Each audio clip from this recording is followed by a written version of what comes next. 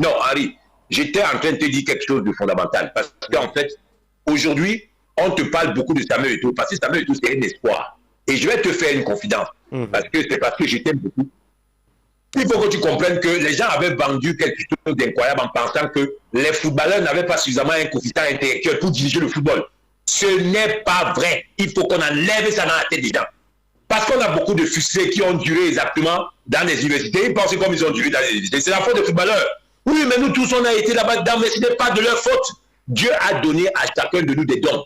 C'est ça. George Weah a dormi dans les moustiques, il est président de la République. Parce que la dernière fois, il disait qu'il faut d'abord que Samuel Eto'o gère l'Afrique. Je lui ai dit que non.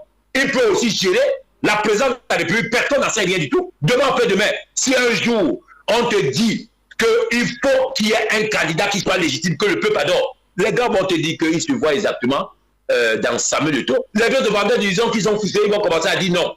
Mais pendant le vote, Samuel Eto'o pourra battre n'importe qui. Il faut faire attention. Les gens croient que dès lors que quelqu'un est en train de gérer le football, il tape un ballon, il n'a pas la capacité de diriger son peuple, il va donner des grandes orientations parce qu'un être humain normal doit regarder d'abord Samuel Eto'o avant qu'il soit président, voir son comportement en termes de générosité. Donc s'il est là aujourd'hui, c'est parce que Dieu a compris qu'à un moment donné, il faudrait qu'on donne à César ce qui appartient à César. Regarde là où il est parti, dans des quartiers extrêmement dangereux, pour devenir l'un des plus grands footballeurs au monde.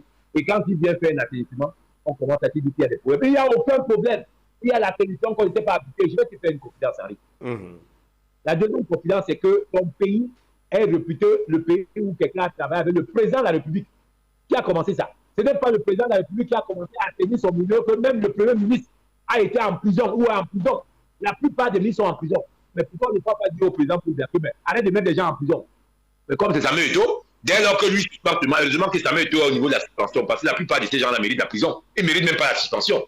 Donc si on commence donc à te dire, pourquoi on ne parle donc pas au chef d'État? Est-ce que tu peux donc travailler avec un premier ministre qui le met en prison? On a mis le premier ministre en prison parce qu'il a vendu des tomates à Radio Audace. Donc Henri dit aux Camerounais d'arrêter exactement leur côté de grande sorcellerie d'un point de vue anthologique, qu'ils arrêtent ça. S'ils ont des choses effectivement à dire, qu'ils aillent dire ça exactement à la Cour suprême. Mais en ce moment-là où on est là, on est en train de partir vers un nouveau paradigme, nettoyer pour commencer à voir la lumière.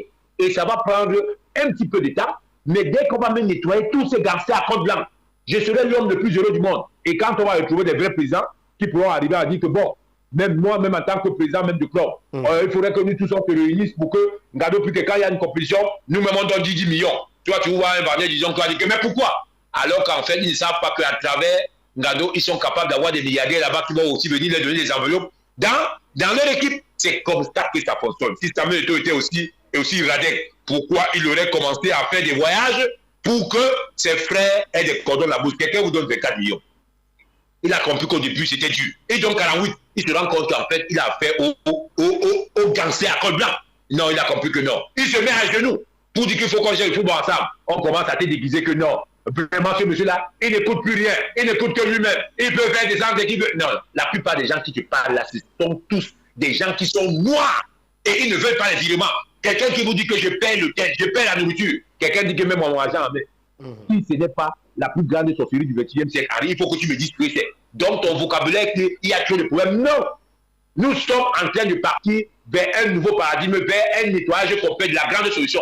Ton pays, je te répète, a été parmi les pays les plus corrompus au monde, le top 3. Alors, ne viens pas dire aujourd'hui que Samuel Eto'o qui est né il n'y a pas longtemps, que c'est lui qui devient un pouvoir, alors que c'est lui la solution. Et fais attention, le destin d'un individu, un jour il quittera Africa Foot, et peut-être ça sera ton véritable chef d'État, et tu n'en sais absolument rien du tout. Parce qu'il a créé te rendre un service incroyable avec des enfants qui sont morts dans les cimetières et qui n'arrivent pas à avoir du quoi manger. Si Ngado n'était pas un téméraire, ça montre même que Gabo, son malabou est fort. Parce que je ne sais pas comment il a fait pour vivre jusqu'à maintenant. Là. Parce que normalement, avec ces gens de dansers, il serait mort du plus, sans rien dans le ventre. Donc, il n'y a pas de problème. Il y a plutôt des solutions, mais avec un comportement austère.